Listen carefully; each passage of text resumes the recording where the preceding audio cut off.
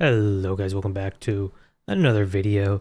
Today, on the Poke Investing subreddit, I found a very interesting post about the market is overheating, a full breakdown of Pokemon's coming correction. This seemed like one of the more interesting posts that Poke Investing gets. Oftentimes it's just slop. New investors coming in, showing off their 3-pack blisters and saying, hey, is this going to reach $2,000 in 5 months? Should I hold on to this? This actually seemed like substantive, cool ideas, kind of talking about, hey, are we in a big bubble? Are we going to get intense market corrections soon? So I decided, instead of reading it just on my own time, let's kind of go through it together. Let's see what this guy has to say, and if I disagree or agree with some of his points. And yeah, let's see. So his first point is he has, it seems, a few markers or cards that he's using to represent the market. He's intentionally avoiding new sets because they have a history of dropping after release. Makes sense. So first he has, Pokemon base set prices and Pokemon Team Rocket prices. Interesting. I'm gonna move this, like, I guess kind of here so it's easier to see. There we go. Very interesting. So, I mean, as you can see, it is kind of going up on average right now. Same with a base set. Oh, yeah, it is definitely going up. Okay. Comparing growth rates. Why? I started analyzing growth rates to highlight the presence of hype or FOMO in different areas of the Pokemon market. To do this, I compare the price growth over specific one-year periods from 2023 to 2024 and 2024 to 5. If it increases significantly between these 2 years, especially in an unnatural or extreme way, it's a strong indicator that hype is influencing the market. This method allows us to detect unsustainable trends and gives insight into which products may be at risk of a future market correction. Now here is the data. Wow, ooh, very, very cool spreadsheet. All right, cool. So let's see. Okay, so this is all the stuff that we were kind of looking at, increasing a good amount. Okay, so he's kind of comparing the differences. So 2023 to 2024, 55% increase, and then 4 to 5, 27%. Team Rocket obviously went up a lot because of the Destined Rivals stuff. Makes sense. Yeah, this is seeing some insane growth, as you can see, 4 to 5 versus 2 to 3, 2023 to 2024. Some things went down in price, some things went up in price decently. But yeah, in 2024 to 2025, really, really insane growth. Same thing for more modern cards. But I think that makes sense because as modern cards age, they do tend to go up. Let's see, ETBs, he has Evolving Skies, PC ETBs, Holiday and Fates ETBs. Yep, these have all seen insane growth. Same with some booster boxes. He picked Fusion Strike, Evolving Skies, Team Up, Evolutions. Yeah, a lot of big run-ups. Okay, I think we kind of already knew that. While modern slabs and steel product have skyrocketed over the past year, vintage sets like base set have shown more delayed and modest price increases. The price charts index show that most of base set remained flat through early 2023, only began to climb in mid-2023. Now, to be fair, I think we were in one of the bigger bear markets back then. And I'll be honest, I wasn't really that into Pokemon cards because I don't think I realized just how cool they had gotten. Like, I know, Chilling Reign, Battle Styles, they had alt arts, and even tag team, arts were pretty cool, but I remember when Vivid Voltage, like, there was a Pokemon boom, right, at the beginning of, like, kind of Vivid Voltage, and I remember being like, really? Everyone's hyped over this, like, Rainbow Pikachu card? I really never liked Rainbow cards to begin with, so I was not a huge fan of that. And a lot of tag team cards, I was honestly unaware of the fact that they even existed. And for me, it was Pocket, showing me that, oh, wow, some of these illustrations are awesome. I love collecting illustrations of Pokemon. And then I was like, wait, do the actual cards have this? And lo and behold, of course, the actual cards have some insane arts, have some really, really cool arts. And I was aware of promos being cool, but then I started to realize, oh man, yeah, this is really cool. Anyway, even then the growth was gradual and not as aggressive or volatile as what we're seeing in modern product. This shows that the current market hype cycle is not equally distributed. It's concentrated in modern speculation. Very true. I think a lot of people got in because of modern, a lot of people got in because of Pocket, and people are very interested in what is happening right now, not organic collector demand. Fair enough. Okay, Pokemon base set. Yep. Okay, we already looked at this chart. Yep. Let's prove our theory of hype existing because the growth rate dropped. Okay, Team Rocket. I mean, I think this is more. I think it's more because that was for Destined Rivals. Modern ungraded, the numbers don't lie, modern ungraded cards are experiencing growth rates that are completely out of line with historical trends. Cards that were flat or even declining, like Stamp Pikachu, Gray Hat Pikachu, exploded in 4 to 5. With delta values of, 176%, 355% respectively. This kind of rapid year-over-year acceleration isn't organic. It's a classic symptom of FOMO. I completely agree. I do think, these kind of like weird promos with a ton of pop will be the first to correct after a big bubble like the one that we're in right now. And if a lot of demand subsides in general, I do think these will be the first to collapse. So if you're holding on to some felt hat Pikachus, I would recommend selling, but at the same time, like, it could keep going up. We don't know how much longer this bubble will last, right? So time to time the top is going to be hard, but I do think if you have a lot of copies of it, like you kind of believed in it in the beginning, I think making some profit now at the very least is not a bad idea. Maybe even move that money into some older sealed that could still retain its value. Buyers aren't purchasing based on long-term value, they're chasing momentum. True, that's fair. This puts the modern ungraded market in a precarious position. As more inventory hits the market and hype inevitably cools, these inflated prices will correct sharply. So this is very true. As more inventory hits the market, though, that's the key word, right? I think there's a few sets that I don't know if we're going to see a lot of inventory hitting. Obviously, Sword and Shield comes to mind, but also, like, I don't think we're going to be seeing many Paldea Evolved booster boxes. They definitely could. Like, it technically is still in the reprint window. But I don't know how much more inventory is going to hit. 151 PC ETBs. Those are probably not coming back. Paldean Fade's PC ETBs. Probably not coming back. Those have seen insane growth. But again, we don't know if more inventory is going to hit. Will those prices correct? I don't know.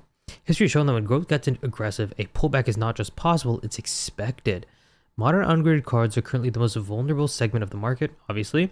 And if correction begins, this is where we're likely to see it hit first and hardest. True. And so this is why I try not to hold on to many cards. When I do grading plays, I try and sell the majority of it, only keeping the stuff that I truly want in my collection, because at that point I don't necessarily care if the card goes up or down. I want to have it with me, right? So then it's more for me like I want to move the money that I made with that grading plays into something more stable, which is going to be sealed. Old sealed, specifically Sword and Shield sealed. If I can get some Sun and Moon boxes, that would also be sick. But yeah, obviously I want to move it back into stuff that isn't going to be vulnerable to these kind of market corrections. This is starting to look like the Pokemon version of the .com bubble. Wow.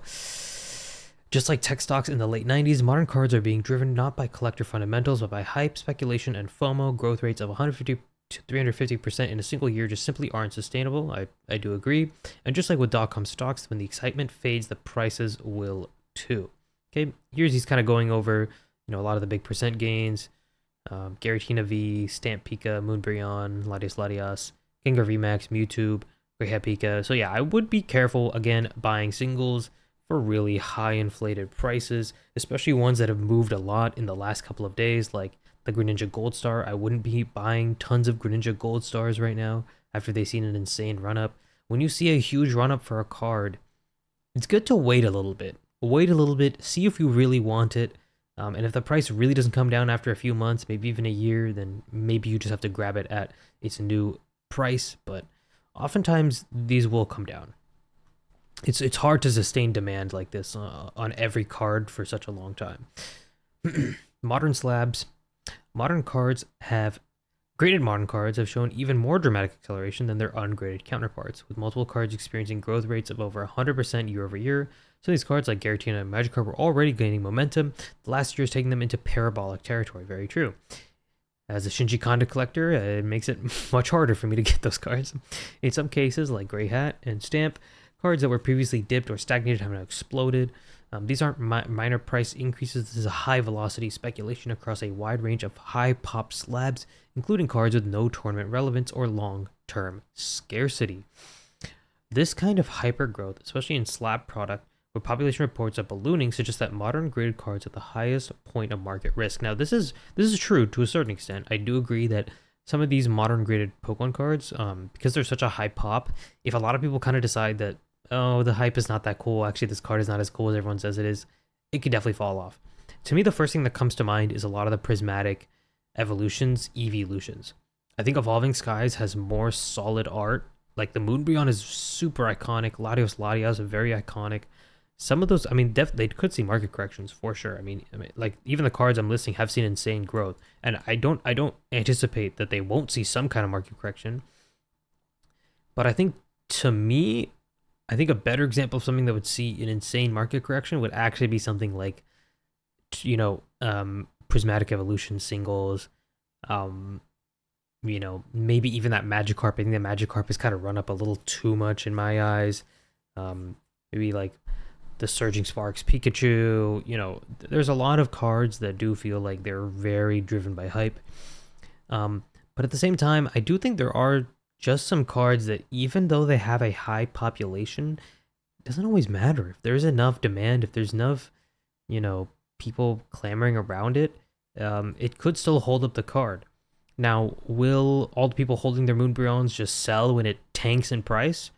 Perhaps. And then we could, see a very huge downturn for that. But in my eyes, I think there is demand for it at some level, because if I see the Moonbreon PSA 10 go down to like $500, dude, I will buy it. And so I think there's a floor for every card.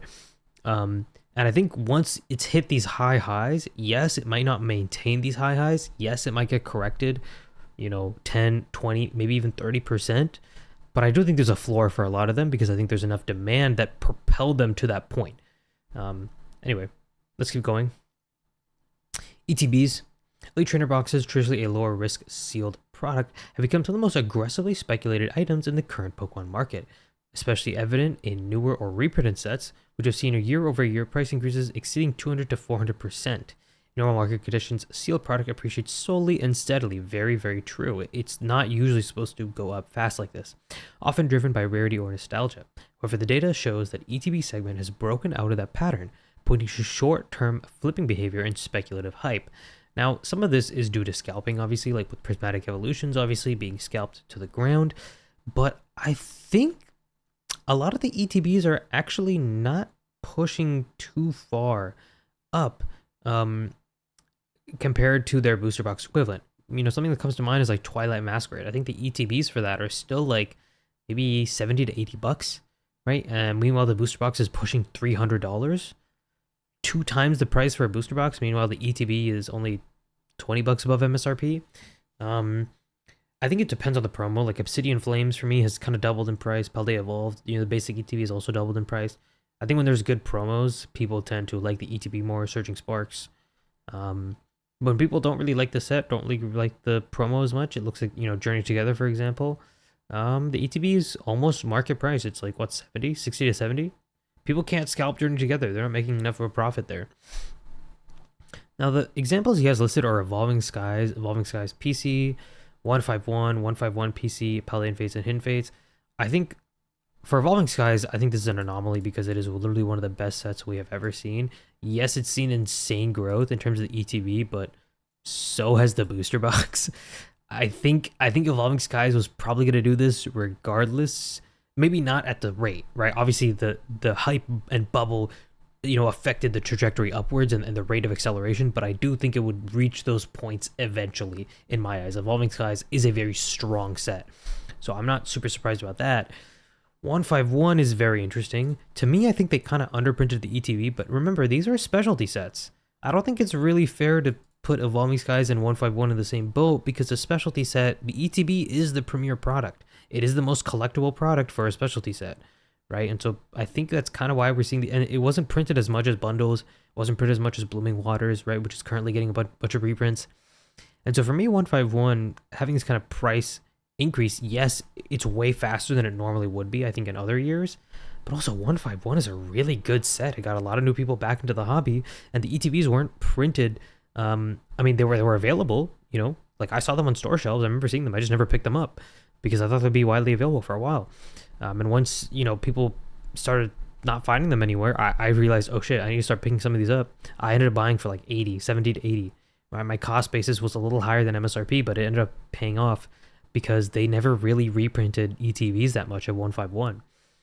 So I think that's a little different. Paldean Fates, almost in the same boat, right? Again, this is especially set. Hidden Fates. Hidden Fates had a huge run up this year. But I think it was almost due for that because it it has kind of been stagnant for a very long time. It was like $200 for a while, I think, or even less. It was like 150, yeah. Um, but in any case, I somewhat agree and somewhat disagree. I think I don't think a lot of these ETBs are gonna correct in the way this guy thinks. Like, I think if we get a market correction, it's gonna be mainly in the singles. Some ETBs will be affected for sure. I think mainly the ones that will be affected are ones that are in print. Prismatic, Destin, Journey, Surging perhaps, Twilight perhaps, right? It depends on what Pokemon Center and Pokemon just decides to reprint. But I don't think 151, unless they reprint the ETBs, I don't see that correcting a ton. I just don't think there's as many as this guy thinks on the market. The growth rates seen in modern booster boxes further reinforce the argument that we're in the midst of a speculative bubble. Booster boxes like Fusion Strike, Paldea Evolved, Team Up have shown year-over-year price increases of 120%, with some nearing or exceeding 160% growth rate acceleration from the previous year. These aren't organic or collector-driven movements. They're classic signs of speculative buying. The prices aren't climbing steadily, they're spiking. I mean, yes, I think some booster boxes do kind of steadily climb, but also sometimes they spike up and then they reach a leg down for a long time and then they spike back up. They reach like a new leg up and then they kind of wait and they consolidate for a while and then they move back up. I don't know if this is I don't know if this movement is necessarily like unnatural. But he's saying this points to buyers rushing into the market out of fear of missing out, FOMO, rather than long-term value confidence, much like what we observed in tech stocks during the dot-com bubble. These kind of parabolic jumps usually precede sharp corrections. When sealed product sees this level of demand volatility, using products with large print runs like Fusion Strike, it's not sustainable. As hype cools or liquidity drives up, many of these boxes will likely retrace hard, leaving only those who got in late holding overvalued product. Very interesting. So he thinks that a lot of people are holding Fusion Strike, a lot of people are holding Evolving Skies, Paldea Evolve, Team Up, and a lot of this is actually going to come back out into the market. And it's going to cause a huge price correction. I'm very skeptical about that. Booster boxes are one of the most stable investments, and even when we've had bubbles like in 2021, previous areas. And even when we had huge bubbles like in 2021, previous eras and previous booster boxes from those eras did not see insane price corrections. They didn't like sharply retrace to a really low. And yeah, Fusion Strike had a pretty large print run. Yeah, nobody really wanted Fusion Strike for a long time and it wasn't widely available. And yes, there's a lot of people hoarding Fusion Strike, but a lot of those people are whales. And whales just don't have a reason to sell off a lot of their product.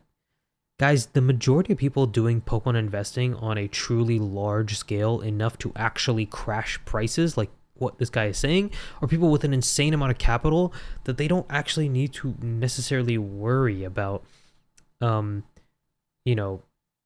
of this, like, this hubbub going around and then they have to sell off their entire position. Right? The people that are in those dire situations are going to be like a bunch of mid-tier to smaller investors, I would say, on my level, right? Like I only have a few sealed items of Fusion Strike available for me to sell, even if I wanted to. And I probably wouldn't sell if I saw the price going down. In fact, I'd probably buy more Fusion Strike if I saw the booster box hit like 500 to 400. I would probably see that as a screaming buy, in my opinion. And I think the only people really holding on to Fusion Strike at this point are investors, right? Why else are you holding on to a large position of Fusion Strike, so much so that you could crash the market? And let's say maybe it's not even just one investor who's going to crash the market. Let's say all of the investors start really fearing that Fusion Strike is going to crash and there's just too much of it around. Are they all going to sell at the same time? Are all of them, if they all invest into the Pokemon product, that they all have their credit card bills due that they need to pay off? All of the things I've bought with Pokemon, I've paid off. I use credit cards, yeah, to get like cash back, but I pay them off every month. I don't like, I have the money. It's not like it's like I need to pay anything off. Everything's good. I don't owe debt to anybody. I'm really proud of that fact. But yeah, guys, I don't see a world where like we see mass sell-offs of Evolving Skies or mass sell-offs of Fusion Strike. And if we do, if we do, if what this Armageddon situation that this guy's talking about, the dot-com bubble does burst, I will be making a video when that happens telling you to buy. If that happens, and honestly, if that happens, I feel like at that point we're probably like at a war or something. The U.S. is probably in some crazy economic recession or decline. Then maybe, you know, it's not worth for you to buy Pokemon products at that point. Maybe you need to focus on buying food and shelter or whatever. But if we're just talking about a Pokemon bubble pop, and people are putting their Fusion Strike and Evolving Skies and Team Up, if people are putting Team Up on insane like sales, I'm gonna buy that shit. I don't know about you guys, but I'm gonna buy that shit. So I don't really agree with his ETB and booster box points. I do agree with his singles points. Anyway, I spent a lot of time there. Let's go to the conclusion. Across every segment of the Pokemon card market, from vintage to modern, from ungraded singles to PSA slabs, ETBs and booster boxes, the data tells a consistent story. We are in a deep, hype-driven boom. While vintage sets like Base Set and Team Rocket have shown relatively stable or modest growth, modern products have exploded in value over the past year, with growth rate accelerations as high as 300 to 400%. Cards that were flat or even declining in 2023 suddenly skyrocketed. Sealed product like 151 ETBs and Evolving Skies booster boxes also saw dramatic year-over-year growth spikes, with many more doubling in price in just 12 months. This is an organic steady appreciation. This is speculation. By comparing growth rates from 2023 to 2024 and 4 to 5, we can clearly see that this market is being driven by collector demand or long-term fundamentals driven by hype, momentum chasing, and FOMO. And history has always shown that parabolic price movements always lead to sharp corrections. The higher the growth acceleration, the bigger the risk. And right now, that risk is everything, especially in modern products. Whether you're holding or considering buying in, this data should serve as a warning. When the music stops, prices don't just slow down, they fall hard. Be patient. If this is a bubble, a correction could bring better buying opportunities into the future. In short, let the data guide you, not the hype. This market has reached a level of irrational growth that history has shown is unsustainable. Don't be the last one holding when the music stops. Yeah, I think it brings up some good points, but like, as we can see in the comments, this guy says, and that's why I stick with older stuff. I feel like when the bubble bursts, everyone will head back to the rarer, older stuff. Yep, vintage is not as affected as these new modern slabs because they aren't sought out by new collectors. Really? Because in the 2021 boom, we actually saw vintage reach insane highs, and if you bought, a Charizard, a base set Charizard, first edition or something, you might be overpaying, and then those crashed to insane lows. I don't think vintage is immune from this kind of bubble that the guy is talking about. Now, when he's talking about price corrections, I 100% agree when it comes to sealed product in terms of things that are still in print. This means Destined Rivals, Prismatic Evolutions, Journey Together, Surging Sparks, perhaps Twilight Masquerade and Stellar Crown. It depends on what Pokemon is going to go back and reprint. And so for those, I could definitely see his point, and I can definitely sympathize with that point and kind of understand where he's coming from. I'm very, very skeptical of his idea that the Evolving Skies, the Fusion Strikes, even the 151 will see insane retraces. I think the problem is that the only people holding boxes that are now 4 years old, guys, Evolving Skies and Fusion Strike are reaching that 3 to 4 year old mark. There's not as much supply. They're not making it anymore. Yes, maybe they'll see some corrections. I could definitely see a 10 to 20% downturn, and I wouldn't mind that. I'd definitely buy in if I can. But I don't see an insane price correction that just tanks all of the previous era. And so that's why I actually really advocate for buying Sword and Shield while you still can.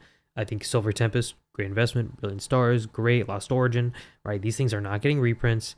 If they see a big price correction, or if the market sees a big price correction, the bubble pops, these will probably be ones that are less affected, right, than ones that are currently still being printed and could still see more product reach the market. But I think I disagree with the kind of premise of this post. I think we are in a bubble, and I do agree that the hype is going to die down eventually. But in my eyes, I think the floor for Pokemon cards has been risen. What do I mean by that? I think with TCG Pocket, and I think with people realizing that illustration rares exist, SIRs exist, and alternative arts exist for Pokemon cards, something I actually wasn't too aware of until like I looked back into the hobby and people started talking about the hobby again and it reached mainstream news. I didn't realize the cards had such new flair. It's something to me that I think has kind of brought in a lot of new collectors and a lot of new people. Um, and like, guys, you should see how much money Pocket makes. If you didn't know, in 10 weeks, Pokemon Pocket, just the digital trading cards smashed $400 million. Guys, that is only digital cards. And I'll be honest, I was one of those fools who bought a subscription to open an extra pack a day. Guys, if people are willing to spend this kind of money on digital cards and digital card arts, some of that money is going to make its way into the real card market. Some of that demand is going to make its way into the real Pokemon cards. Guys, Pocket was a huge success, and I think it kind of opened the door for a lot of people to realize that the real card market exists, and it's very cool. I have some of my friends who don't play any Pokemon games. They don't care for collecting cards, even now. They play Pocket every single day. They ask me, hey, can you trade me this card? Hey, I'm still trying to finish my collection. I'm trying to finish extra, Dimensional Crisis. I'm trying to finish, the new Eevee set that just came out on Pocket. Guys, this is a whole new fan base that has just entered the TCG space. And for me, it's very easy to see that because I came in with the Pocket hype. When I first downloaded Pocket and started playing, I was like, wait a second. Why am I paying? Why don't I just buy real cards that have real value and do appreciate over time sometimes? And then I, discovered sealed investing and I got into that more. But in my opinion, I think the floor has been raised for the general popularity of Pokemon cards, and not only just Pokemon cards, I think card games in general. One Piece is doing amazing right now. Magic, insane heights with the new Final Fantasy collaboration. People love watching shorts of a Deep Pocket Monster just ripping packs all day. Ribbon shippers are huge now. They're at a unprecedented scale. And are some of these things going to see declines? Yes, 100%. All of this stuff is going to cool off in a year, 2 years time, right? Some point this stuff is going to cool off. There's going to be way less demand. But I think what needs to happen for the prices to really sharply decrease is Pokemon to just increase supply as well. The current supply is clearly not enough for the amount of demand that exists right now. I think even as demand keeps cooling off, I think there is a floor, there's a threshold that it's not really going under, and supply is still underneath that demand. There is still not, like, Prismatic Evolutions has been out for 6 months. We've seen pretty good restocks and pretty good reprints so far. It's still above MSRP. And I'm like, obviously Prismatic is a very strong product. I'm not saying that it's a bad product and it deserves to be under MSRP or anything, but for Pokemon to get that under MSRP or at MSRP, they need to print a lot more of it. That's just the facts. The demand is just too high right now, unfortunately. And it seems like each new release, it's just getting more and more exciting. Personally, my personal opinion, I think summer we'll see a bit of a slowdown. I don't think we're going to get the slowdown a lot of people expect. I think we'll really see a slowdown when Legends ZA, the game, comes out. And I think Pokemon Champions is also going to come out for mobile. And I think a lot of people might move to that and start playing the games a little bit more, the actual video games. Pokemon Champions looks like it's going to be more live service game where you're actually battling with Pokemon. I'm really excited for that, by the way. I think that's going to be great. And, Legends ZA, obviously a lot of people are going to be playing the actual video game on their Switch 2s or whatever. And so I think that might take away some demand from the TCG in general. But Megas are going to be hype. There's still going to be really cool things happening in the TCG space. And I think Pokemon will be printing the new Mega Evolution sets way more than they're printing the current Scarlet and Violet sets or even the previous Scarlet and Violet sets, right? And so for my money, I would be putting money still into old Scarlet Violet sets. I would still be putting my money into Sword and Shield sets for sure, because I just don't see those dropping the way this guy sees them. I don't see an Armageddon situation. I just think that the base floor of demand has been risen for the Pokemon hobby. I do fundamentally think that maybe I'm naive. Maybe everyone is going to leave the hobby and it's a huge speculative bubble. But if you're watching investing videos every single day and you're not really interacting with real people who are actually consuming Pokemon cards, who, just regular people who use the Pocket app but don't actually care about the real life Pokemon cards, you're not really like getting the full picture of just how popular it has become. And yes, obviously a lot of this is going to die down, but how is that going to really affect previous sets? Like, Evolving Skies is not going to see a huge retrace because people in the current era are losing interest. That's going to affect current sets that are getting reprints, right? Obviously. But Evolving Skies is not getting a reprint. And if they do get a reprint, that's the Lord himself telling us to buy more. Okay, if I'm being honest, that's a sign to buy some Evolving Skies. But yeah, I think this is a very cool post. I love when people make, really detailed posts, really detailed graphs. Super, super cool. Great speculation. Shout out to PRKRWD on Reddit. Great compilation. I fundamentally disagree with a lot of his points. I don't necessarily disagree with his points about slabs and singles. I think those could definitely see a huge price correction. I don't disagree there. But again, guys, sealed is a naturally deflationary object, an asset. It only more of it opens, and there's always less of it year over year, which increases the price year over year. The rate at which that happens, yes, maybe it's a little too much right now and it's a little unnatural, but I don't see a huge retrace happening simply because there is not more supply coming to the market. But yeah, I think I've kind of hammered home this point enough. It was kind of a longer rant, but I don't know. I think it was a very interesting discussion. What do you guys think? Leave your comments down below. Do you guys think the Pokemon market is due for a crash? What are you hoping for? What do you think will happen with the next Mega Evolution era? Super excited for that to come out. But other than that, I'll see you guys later.